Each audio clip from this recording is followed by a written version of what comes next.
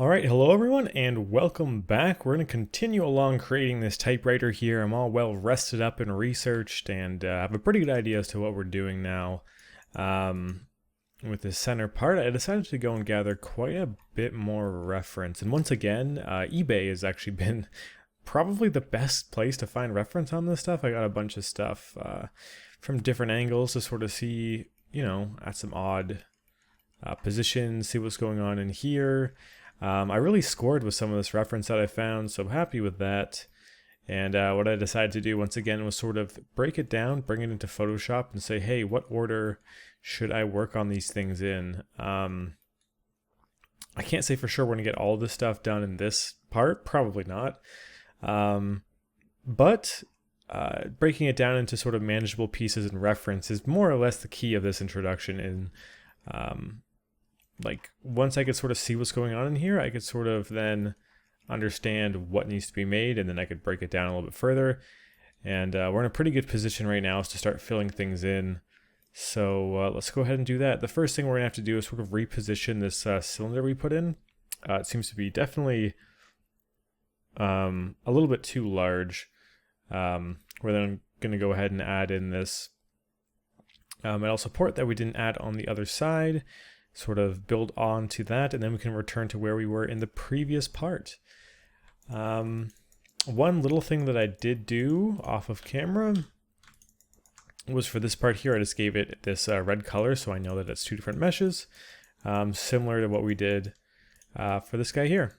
So nothing too crazy, but yeah, like I said, I'm gonna have to rescale this, and in order to do that and sort of keep all this stuff together, what I'm gonna do is select all of this and hit Control G, which is going to put it into a group, which essentially means if we go to our outliner, which is a complete mess right now, here it is down here. We put it into this group, so all these pieces are inside of this group. And to get to the outliner, for those of you who don't know, Windows Outliner. So now we can select these individual pieces, but we can also select the group and move everything at once. So if I have the group selected and I center the pivot, I can sort of scale this in. And the reason I want to do it as a group is so all of this scales uniformly. But yeah, I just wanted to scale it in a little bit and reposition it a little bit better, just based on this reference here.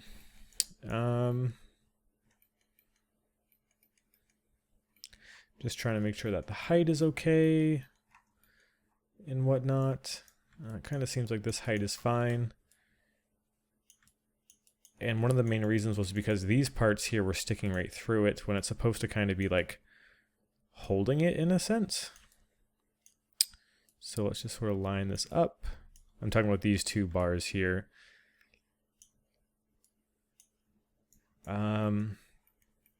And just to make sure we can cross-reference with this, where it kind of seems like, yeah, one of those bars that's going through is sort of resting on. Yeah, cool.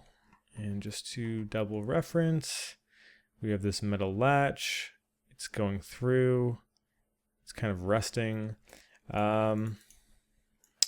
Or actually, if I double check that, it seems like, so we've already made this piece here and it has a bar that's supposed to be going through, but it might be this bar here.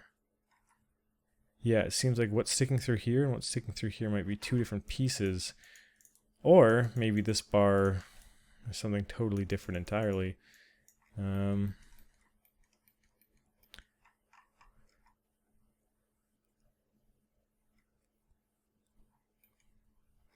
Interesting. Let's try and find another image that sort of solves the mystery here.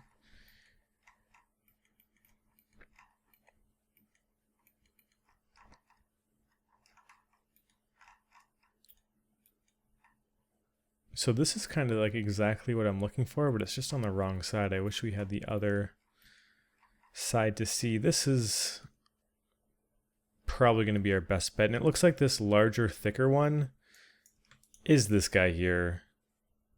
So we should be fine in that sense. And then it has the smaller one underneath. I'm going to go ahead with that for now. And since that's the case, I kind of do want to thin this out a little bit, just to sort of match this thickness. And mirror that over here. Of course, this isn't going to be exact.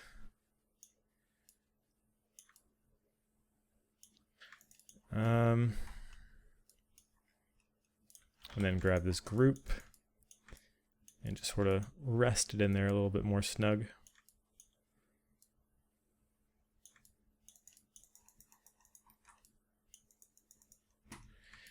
And then the only thing I need to reference now is this sort of height, and make sure that that's roughly the height is what we're seeing in the reference, and it definitely seems to be the case. So now we know that this guy is slotted in where he's supposed to be, especially since we can reference it to these metal pieces, which is great. So now we're starting to get things to just really connect together, and we can sort of check this off the list. The next thing to do is make this sort of metal connector. So we have it on this side, but the one on the other side and all the references I've seen is definitely different. So that's the other 3D model, but this is a photograph, and it's much more vertical, as you can see, and then it has this additional latch sticking out off to the side. So realistically, it should be a bit easier to make.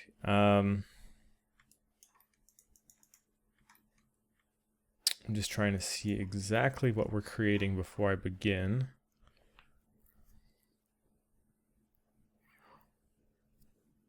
Just because the other side has these very distinct sort of like connection pieces here. Like if I pull up this image, it has these very identifiable pieces. I guess this one has this cylinder and then this cylinder. I would imagine that's what they are. This cylinder, which connects to this piece here. Okay, let's start with that one. Cylinder coming through connects to this. So then what is this attached to? This is a different one. Okay, I guess we can start with this one, make the connector, put it up there. The other one is going to actually be what attaches and wraps around.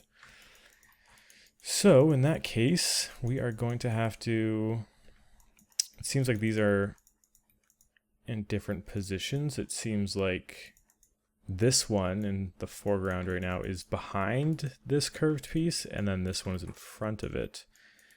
Which actually kind of works out the way that ours is laid out. We're not going to have to reposition anything because I can slide this guy under, but if I were to slide this through, it'd be clipping. So that actually really worked out. No complaints from me on that. I do want to make this a little bit thinner.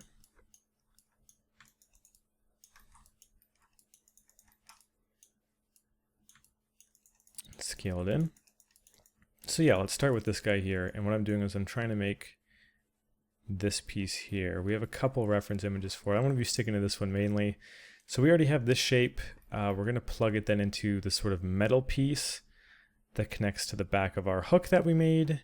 And then this metal piece that's sticking off. And the kind of good thing about this is they're mostly connected to places that we don't really have a lot of clear vision on, which means that they're not going to have to be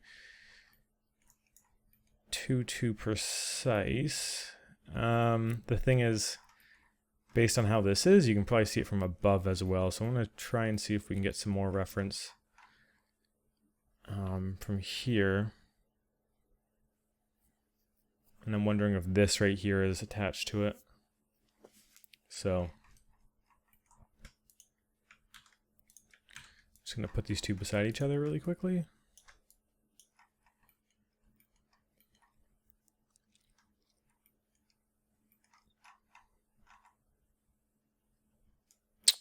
It could be, but for now we'll just work with what we got. So we don't need these faces on the inside because we're never going to see them. So I'm going to go ahead and delete that. We can select these edges and just shift right click, fill hole, poke face, and then delete that. So working here, going to grab these faces to add some thickness back a little bit.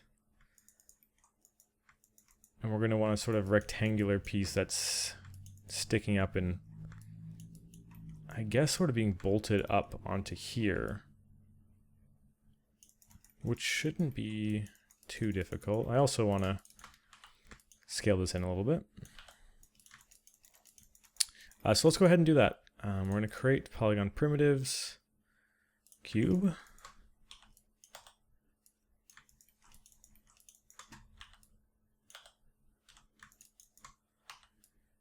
And what I'm going to do is just have this sort of piece sticking up. We'll put a bolt onto it and then just have it rounded at the bottom. So that's pretty simple to set up. We can actually just snap this to the vertex in the middle.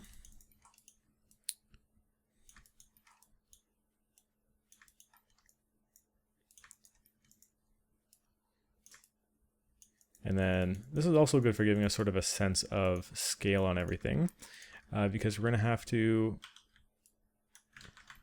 snap this so it's flush with up here. I'm just moving our pivot to this front corner and then snapping it here so we know that these two faces are flush. And that tells us, hey, for this guy, we're going to have to do the same thing. So grab our pivot and snap this here. So we kind of got this shape.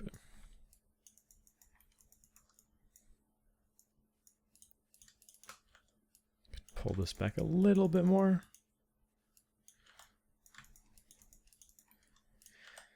And let's go ahead and round this guy out.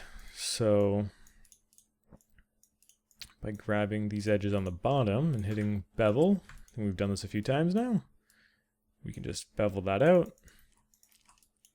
Looking pretty smooth.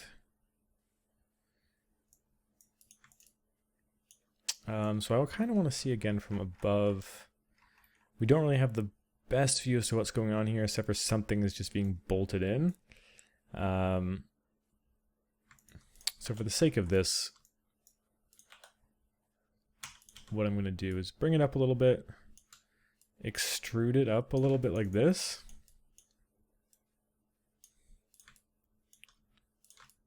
And then Control E, give it a bit of a T shape, then we can just put our bolt right in there.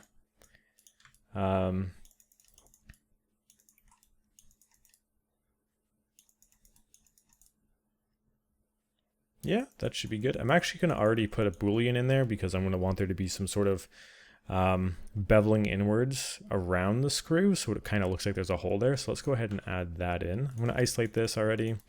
And we can go ahead and save, because before we do any Boolean, we want to be doing some saves just in case something goes wrong. Okay, so create polygon primitives cylinder.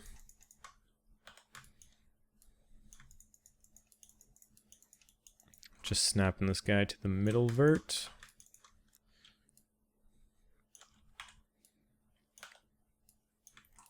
We can actually poke face because we're going to want it to be in the middle. Snap that guy there. Give it a little bit of breathing room everywhere.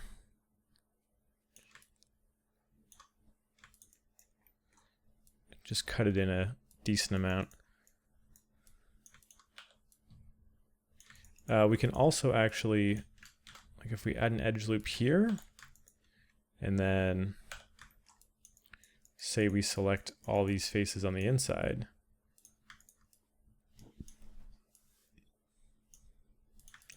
we can scale it in slightly so it gets a bit more of like a tapered, realistic scaling to it.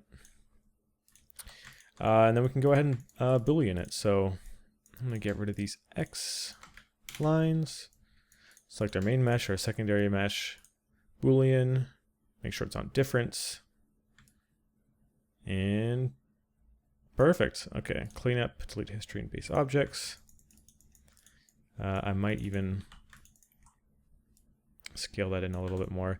But yeah, essentially now, like I'll do a smooth preview. That's obviously not correct, but it's going to smooth things in pretty nicely. And I'm already going to go ahead and place our bolt in there. So I'm just selecting these faces and using this plugin here. I did include some bolts. If you guys do want to use those, feel free.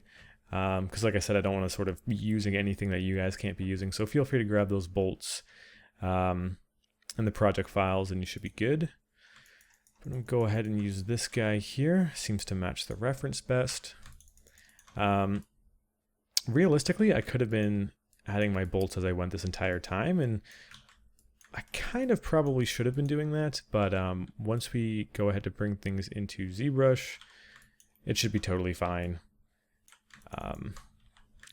Just because of like how quick and easy this is. So I'm just sort of placing this in, scaling it out a little bit, and then being sure to rotate it. We don't want things to be the same really ever. And then giving it a red color just so I know that it's there and it pops a little bit more.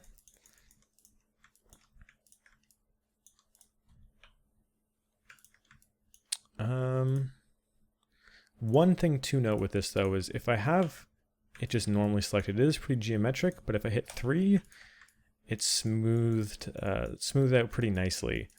But this isn't the actual geometry, so if I want it to stay like this, I'm going to have to go to Modify, Convert, Smooth Mesh Preview to Polygons, and it's going to sort of turn that smooth preview into the actual geometry, which is totally crazy and unnecessary, but just something I do sometimes for a better visualization.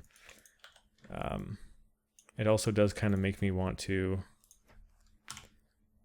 now that I see it, pull this out a little bit, just so it's not in there so deeply. And there we go. We got that part bolted into place.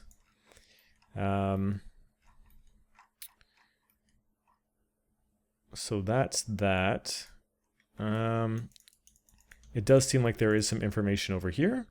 We sort of have this circle, and let's go ahead and add that in now.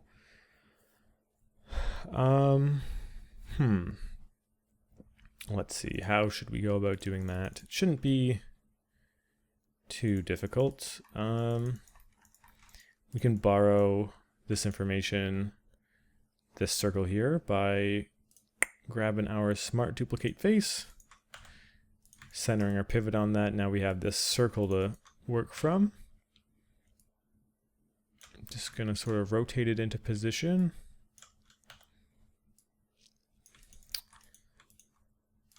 And let's kind of just sort of line this up and snap it into place. So we're just trying to make this really subtle detail,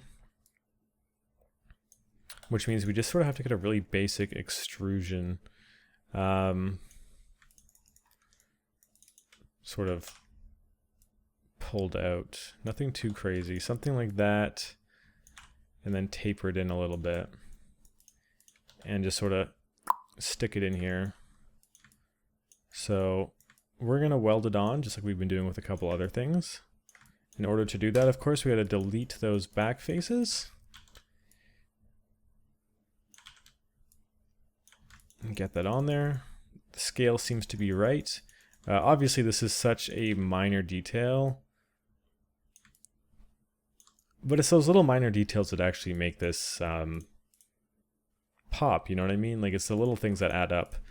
As cheesy as that sounds, it's totally true. So I'm just going to trace a hole around this, which we can then weld everything to. So yeah, we're definitely repeating a lot of techniques.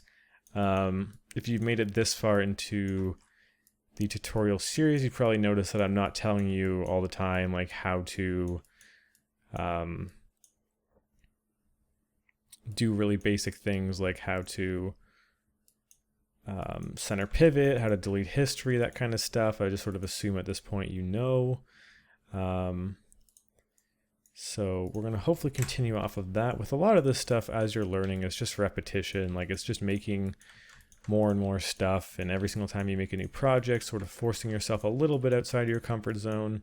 The last couple of projects I did that with were things where it was like very lighting based, or maybe using things that were very cloth based.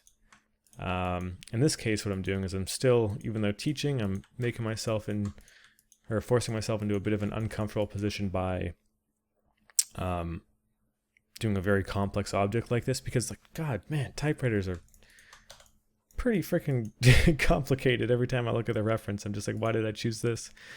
But yeah, more or less what I'm just trying to get at is a lot of the stuff is repeated, but if you keep repeating it, it'll eventually just burn into your memory, which is kind of how you want to have it done. And then once it's burned into your memory, you can move on to the next thing, right? Cool, so I just added in some extra edge loops, so it's gonna be fine. And now we got that little micro detail in there, which you can only see at very specific angles, but it's still important nevertheless to sort of add these things in. We're gonna go ahead and add this hook piece. So it seems to be coming off of here. Just want to make sure I'm getting this totally right.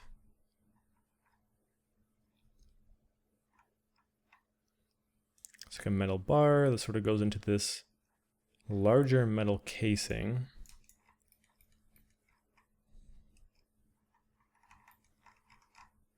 Which then goes into the square piece. The square piece goes up here.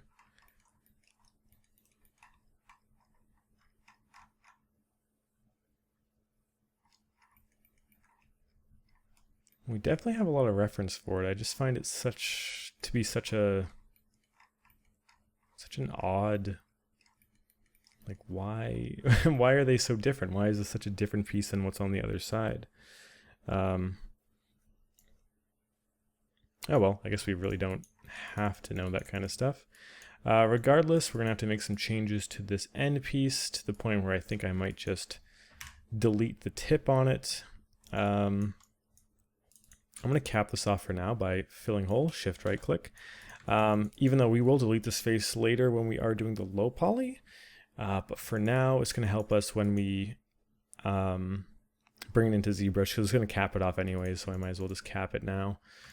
And then we can smart duplicate this face, center pivot, scale this up a little bit. I'm going to want to actually, since this is black and this is visible, I'm going to want to reverse the normals on that.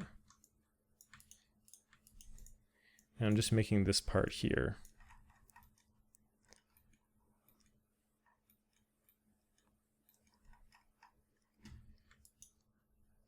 So I'm just extruding that out. Whoa, those normals are not good. Let's invert those. So just extruded these out. I'm going to hit that with an auto smooth just so it smooths that out for us. It kind of seems like we can see the main metal bar through it, so what I'm going to do is once again grab this face, smart duplicate. I'm going to put this one back there. I'm going to use this more or less as a template because it doesn't need to be perfect. So I can just grab this face and extrude it in roughly to where the other face was. Which will then let us extrude this guy in so that when we bevel it, it gets these smooth edges inside of ZBrush. And then with this face, I guess we actually don't even need to use that.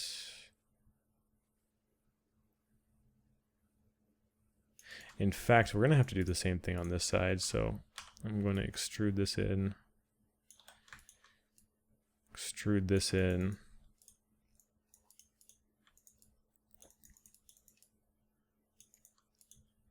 Yeah, and the reason is so when I hit 3 and it smooths it, it's going to be kind of like that in ZBrush, but remain the same silhouette. Yeah, and then I can just sort of grab this face and extrude it out a little bit.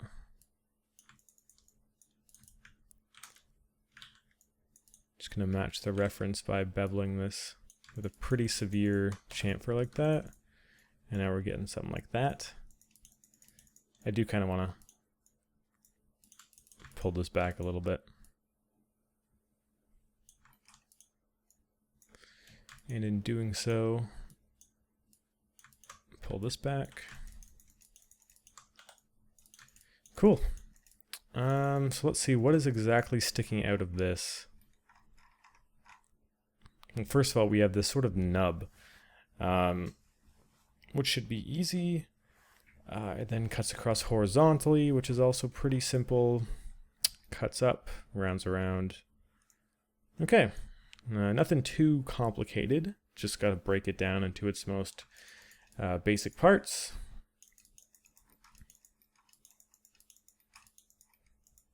So let's start with the little nub.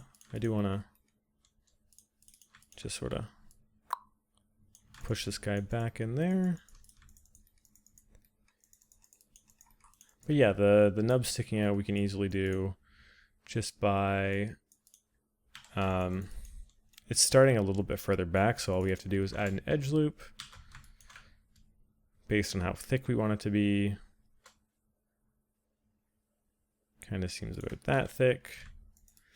And then sort of extrude up and play with the shape a little bit.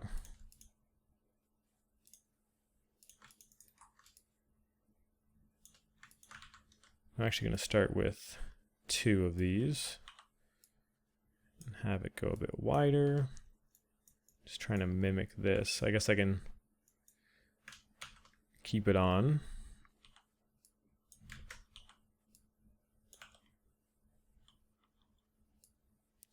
I think it goes in first, then scales out.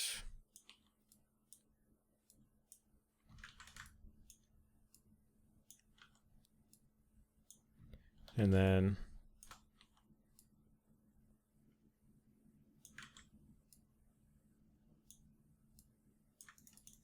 something like that. Yeah, that looks about right. Just make sure we merge those vertices on the top. Thickness might be a little bit much. Seems to have gotten uneven at some point.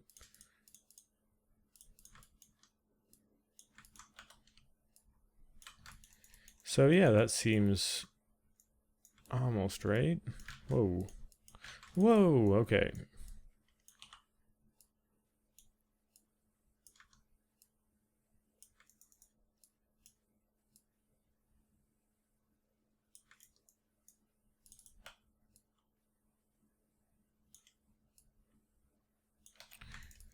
Yeah, I guess I can probably leave it at that for now. I do want to condense it a little bit.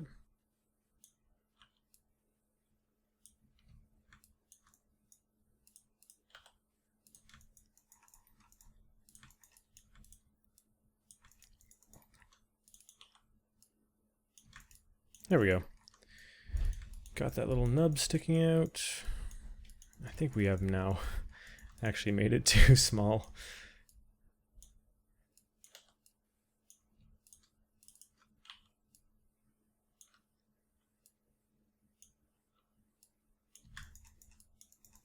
More like that, yeah. Okay, and then we have the side piece coming out, which is great because we already made this here. It might be not quite thick enough, or thin enough rather, so I'm going to pull this back. Just extruding out this square piece. And it seems like the extrusion is just a little bit past the center of this cylinder. So let's make it about 4 of these guys wide. And then yeah, so this is the center. Let's go ahead and put it out about here. That seems to be an appropriate length. And it seems like the point of this is to put it in front of this previous hook we already made. Or maybe it is just literally an attachment, because I guess we could shuffle this forward if we needed it to be a bit forward. But this piece seems relatively simple. It is a separate piece, which means we're going to have to make it we can't really extrude out of what we've already made, which is totally fine. Just cleaning this up a little bit.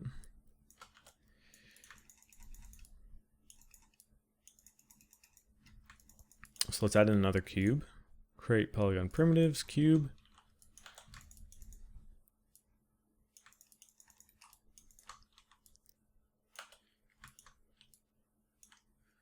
Get this guy in place.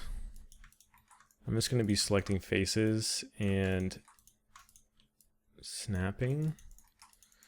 For now, it does seem to be a little bit off center, which is good. Adds a bit more personality that way. But I'm going to add that in at the end. So it doesn't seem to be like that thick of a piece of metal. Maybe about that. And now that everything's centered, I can scale it down. It seems to be a bit thinner.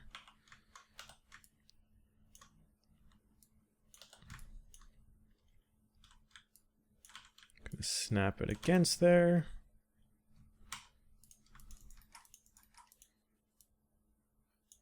It kind of seems like it's hanging off a little bit. I am going to be rotating it so it's a little off balance, but I want to get everything set into place first because we're building off of this piece, so everything's going to be relative to how it's currently set up.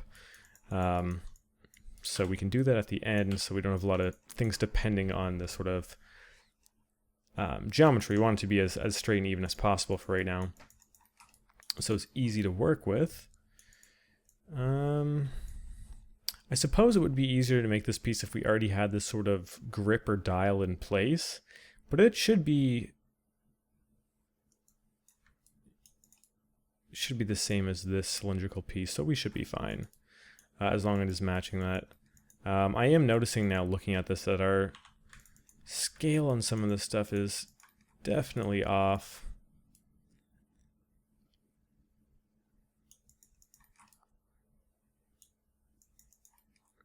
Yeah, this stuff is tiny. Okay. I guess the easiest way to deal with it would be to poke this face. I can put my pivot right in the middle so I know it's centered. And just scale this up quite a bit. It honestly seems like it's...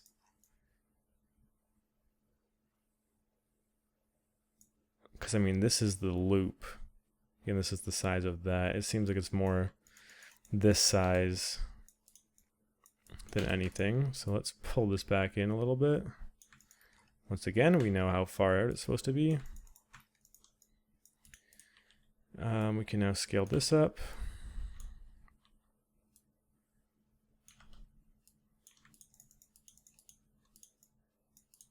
And just sort of adjust accordingly.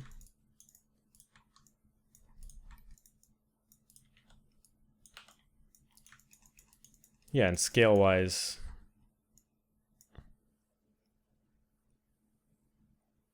that's making more sense. I feel like I could even afford to make it a bit bigger.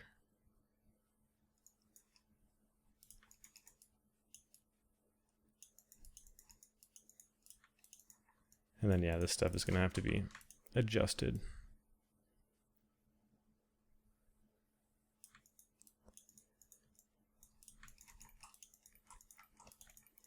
So I'm actually going to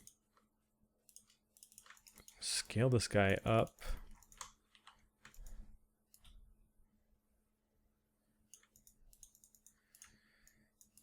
Scale this guy up. Grab this group and scale it down just so it's not clipping.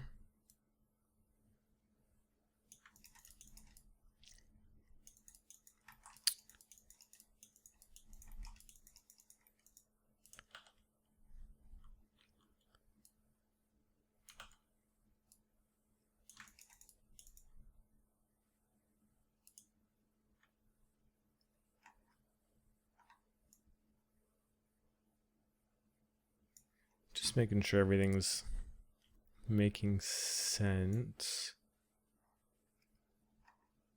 We have this curved piece. Okay. Very complicated, very complex.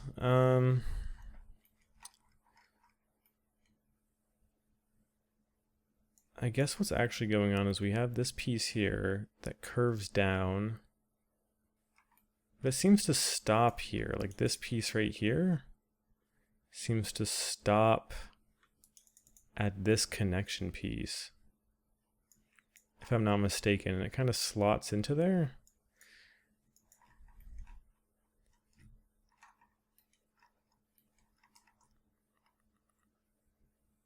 I'm just making sure I'm getting this right, because I'm trying to figure out where does this come from, or if this is even a part of it at all. I think this is supposed to be this here, but this is attached to another metal piece, so maybe I think I have this currently wrong the way that it is. So let's go ahead and write that by deleting that. And yeah, it's going down.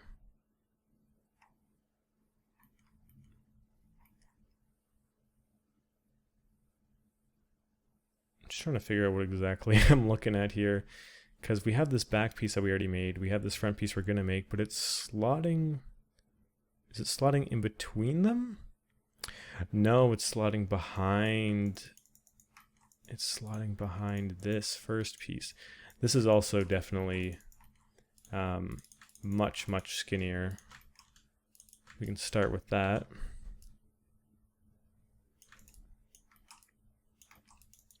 But yeah, it's slotting behind this, which is definitely doable. We can definitely make that happen. I just want to first adjust for this rather quick scale change. Just throwing in a bevel there. It'll look much better when we smooth it out. But yeah, now we can take this and we can kind of just put it behind here. I'm trying to go for this.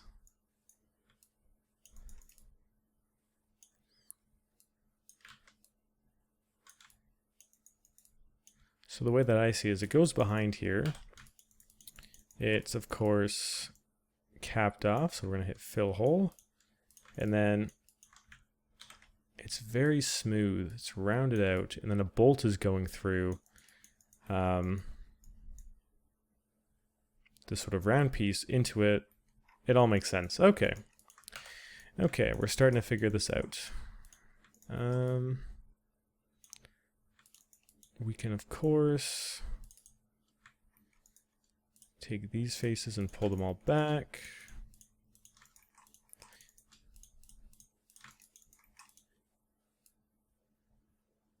So it does look like this is pretty generously chunky. But I'm also just going to opt to snap this back. Going to pull this back a little bit. And then this, just going to make sure everything's lined up the way it's supposed to be.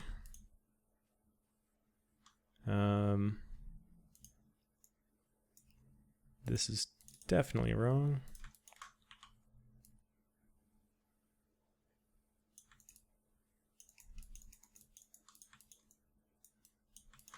Just slot that in a bit more. Okay.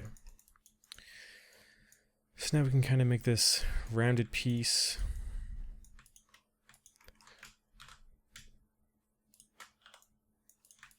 That we can extrude up. Bevel these edges on. And stick a bolt through. I feel like I've now made it too thick. But this is a much easier fix, actually. This one we can just scale like so. And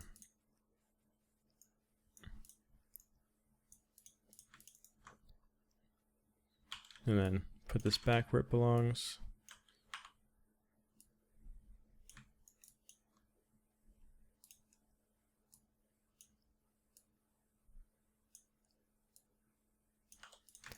Cool, so let's cut a little hole here as well so we can put a bolt in there. We're going to put a bolt in just like we did on this side. And then this mechanism is going to start to be making a lot more sense. This tapering also should probably be mimicked over here.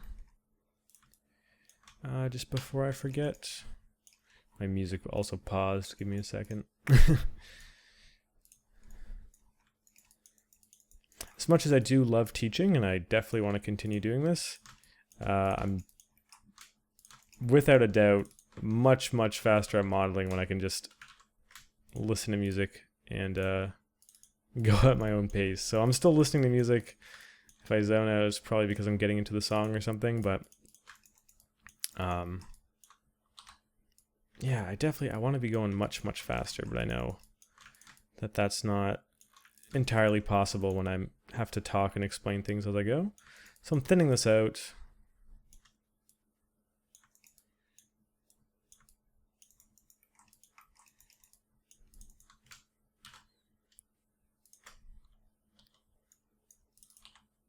Thinning this out and beveling.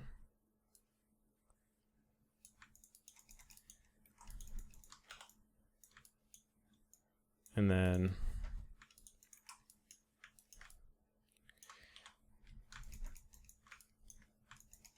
thinning out this final piece. I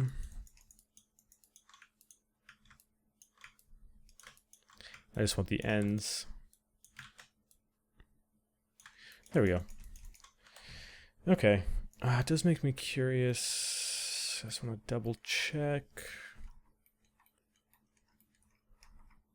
Like, that's definitely a real piece. Yeah, it comes down. Okay. Cool. Let's keep going along then. We haven't saved in a while, so let's go ahead and do that. All right, and then same method as before. We're just going to be putting a cylinder in here. Super easy.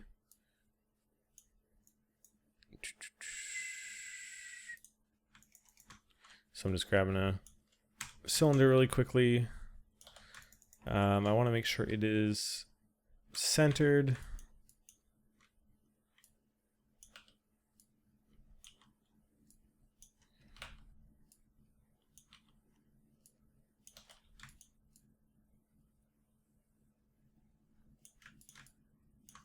Maybe a bit smaller than that. And this definitely has more edges than we need. But it's all going to be normal map information, so it really doesn't matter all that much. Sink them in a decent amount. Select the two. We can just, of course, new Boolean. Yep. Delete history and base mesh. Scale this in a little bit. Maybe pull it forward. And then I'm just going to place a bolt in there.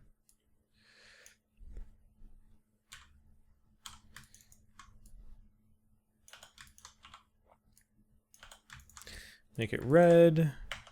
I'm going to modify, convert smooth mesh preview to polygons.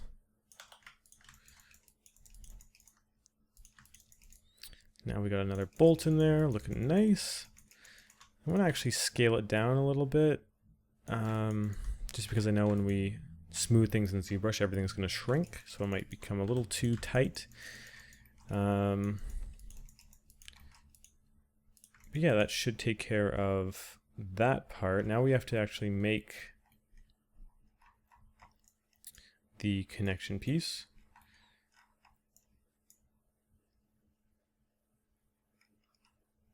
Yeah, and that's another image of the bolt connecting it. Okay, so we're definitely doing that correctly. I do want to scale this up though. It definitely needs wiggle room for when we bring it into ZBrush, but I don't think it needs that much wiggle room.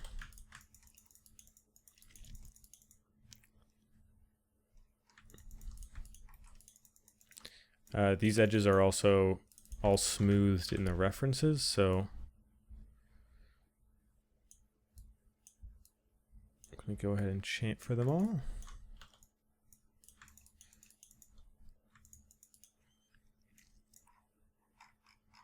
Right, so this piece comes out, wraps around, goes up. We've done very, very similar stuff before, so it should be pretty straightforward. I'm going to add in an edge loop, just so we have a more controlled extrusion for the thickness.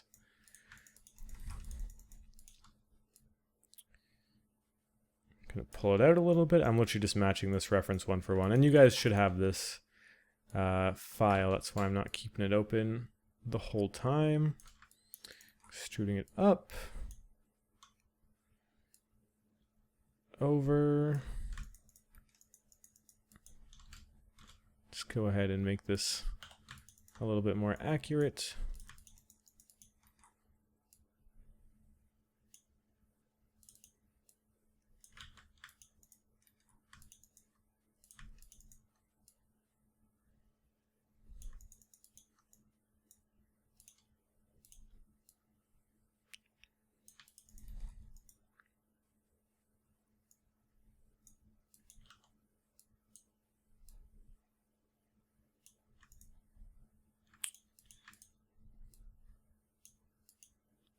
Seems to round out quite a bit here.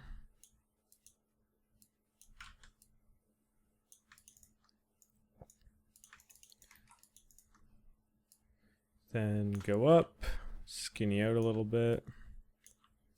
And then of course, we're going to be massaging this all the way up.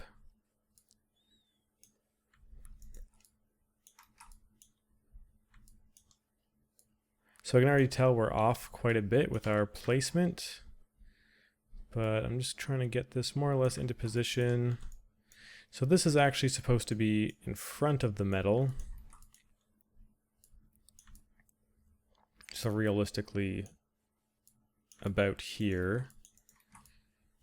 So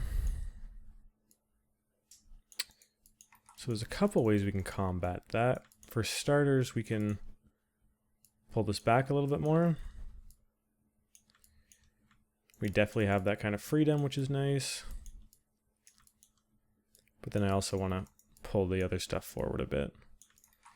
So I'll pull that back as far as I can within reason, matching the reference.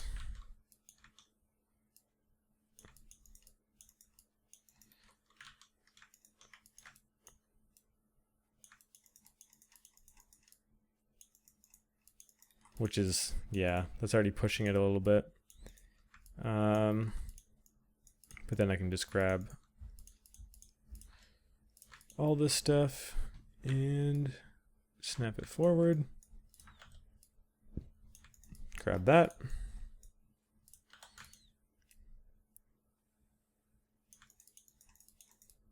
And that should be fine. So let's just focus on massaging this out.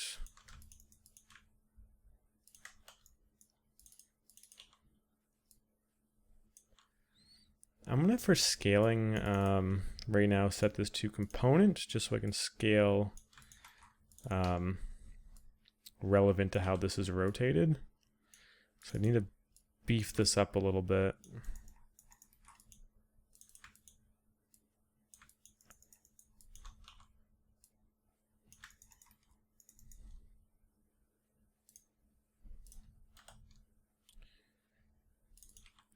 This is definitely a bit thicker, stays thicker for a little bit longer.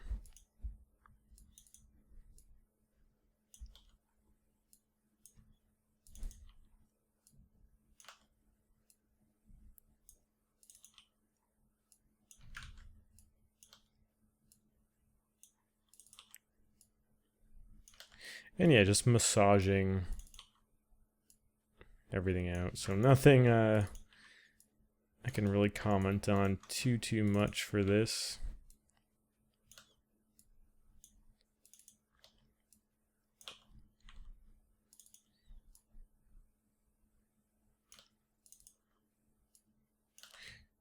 I'm sure there are definitely ways to do this that are a bit more efficient.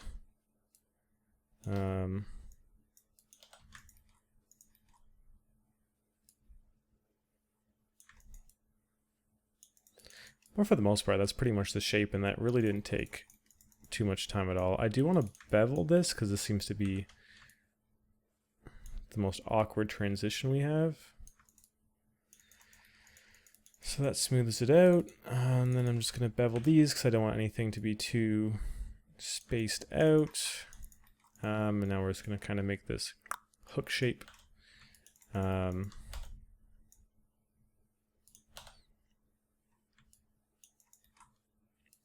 do want to lower everything though. It seems that we've made it go a bit higher than our reference would lead us to believe. And maybe everything's out a bit too far as well.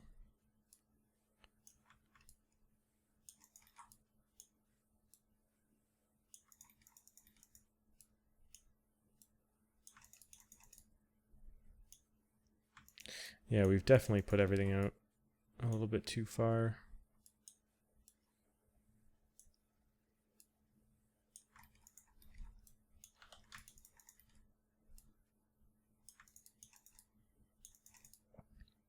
That's definitely more like it. Let's grab this face. Extrude up so we have a little nub that we can stick something out of just to pull it towards the camera. We can then extrude the length we want. Push this forward. Push this backwards. Just kind of get the size right.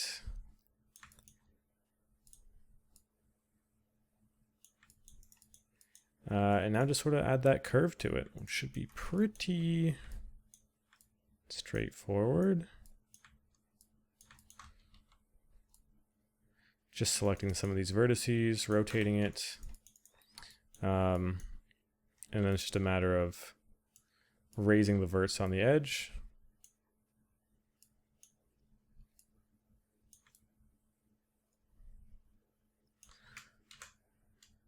And I'm just going to add in some extra edge loops to give it some more geometry to bend with.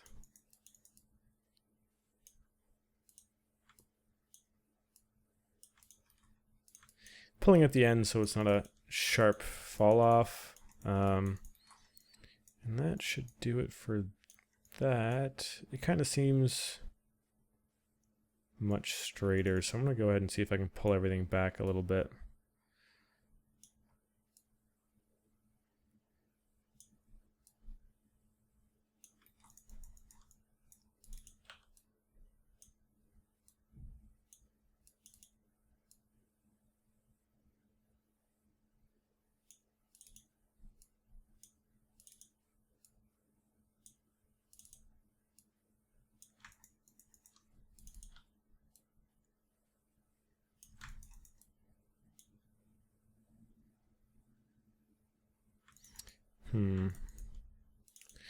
I should be thinking that as soon as it's past this sort of thicker part, it's mostly straight up. So let's accommodate for that. It's mostly like, it should be kind of like that. And I can raise that up a bit.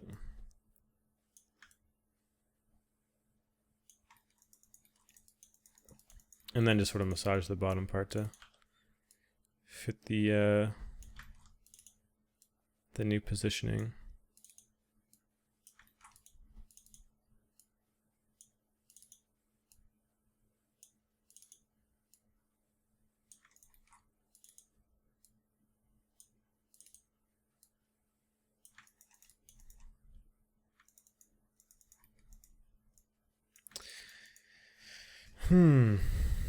Okay, so I'm kind of liking the positioning of all this. I do just kind of want the curve to be lower, so I'm actually going to use soft select. I'm going to hit B on the keyboard, which is going to give us our soft select tools. If we hold B in middle mouse, we can sort of affect our radius of soft select. So a very small radius is just going to move a little bit of what's around what we select. If we B middle mouse drag a lot, it's going to soft select a lot more. So let's select until we're not really messing up the base of how things are set up, and pull this down, and that's already matching that way more.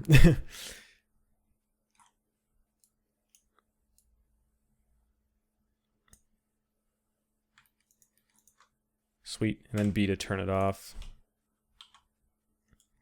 I'm going to set our scaling tool back to world.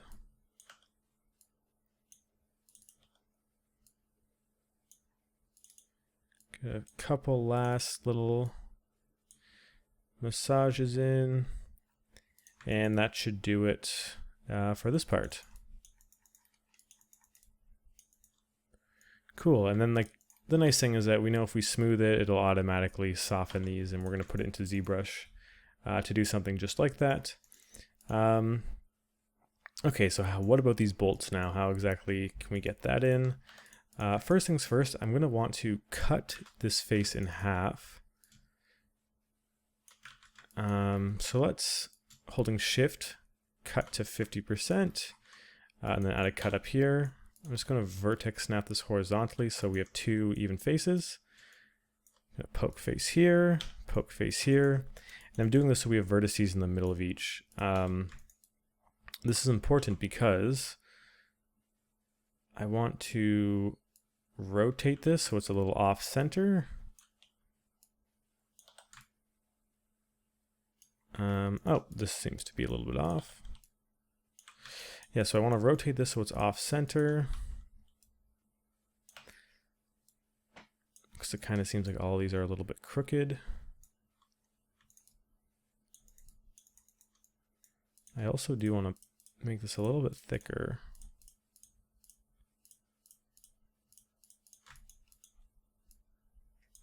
Which also makes more sense for the connection piece. Yep. And now that we have that, we know where to put our bolts.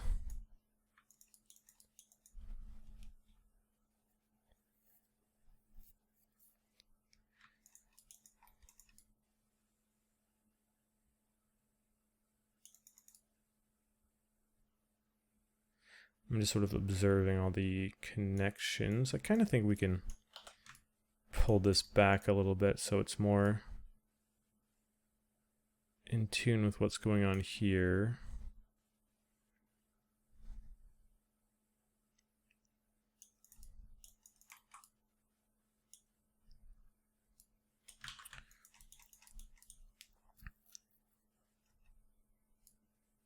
Would be more like that, I believe. And I do want to cut a hole in the middle so we have some bevel information. But first, let's focus on what we were actually trying to do in the first place. Man. Okay, sorry. I just want to soft select, pull this out a little bit so it has a bit more of a curve to it. Okay, cool. It's really easy to get carried away. But let's add in our cylinders. I'm gonna select this vertice. Just gonna put a cylinder on there.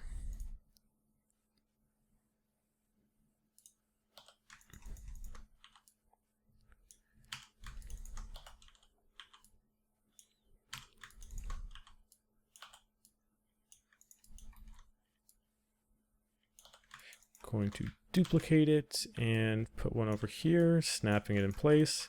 We can actually just go mesh combine, and now we're going to Boolean, so let's quickly save. Okay. Select our main mesh, shift select our Boolean mesh, new Boolean operation, clean up, delete history and base objects. Let's go ahead and we can actually just poke these faces, and then since this guy's right here, we can duplicate and just sort of put him in there. Just make sure we rotate them though so that they're not all facing the same way, and then pull them in and out a little bit so there's some variation. Because all of them are going to be different if this was realistic, right? So now we have that guy. I kind of want to tuck everything in a little bit more.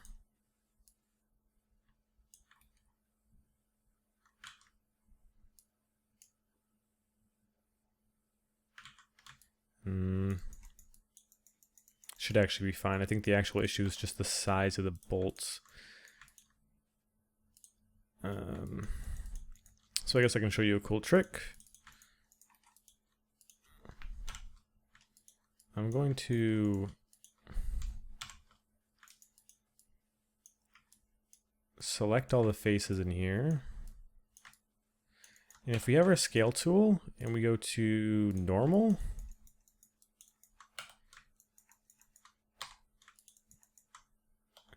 sorry, we have to select the vertices. So I'm going to go to control click to vertices. And now if we're in normal and we scale along N, we can scale things in and out along the normal. So I can scale it in like this. And we're getting some weird issues here, but that should be pretty easy to fix.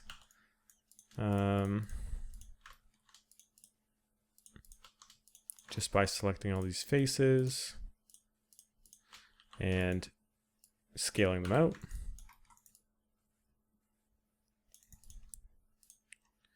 Yep, so now we can scale our bolts up.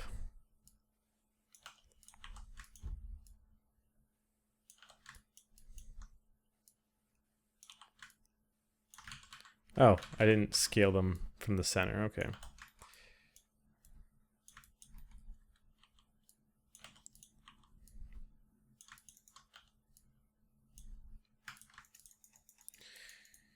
Okay, so that's looking more like the reference, having the bigger bolts.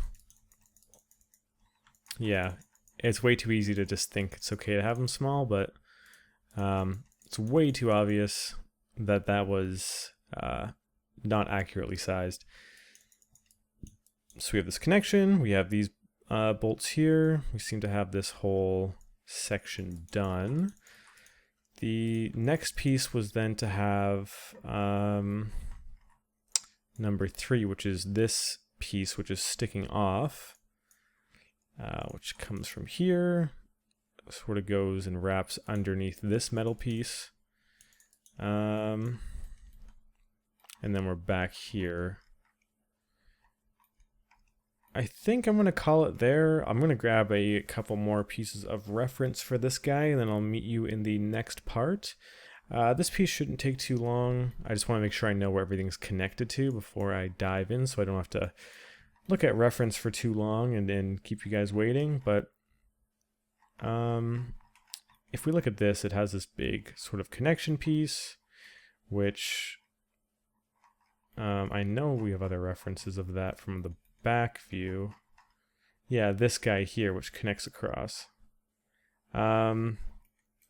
Which we can then once again look over here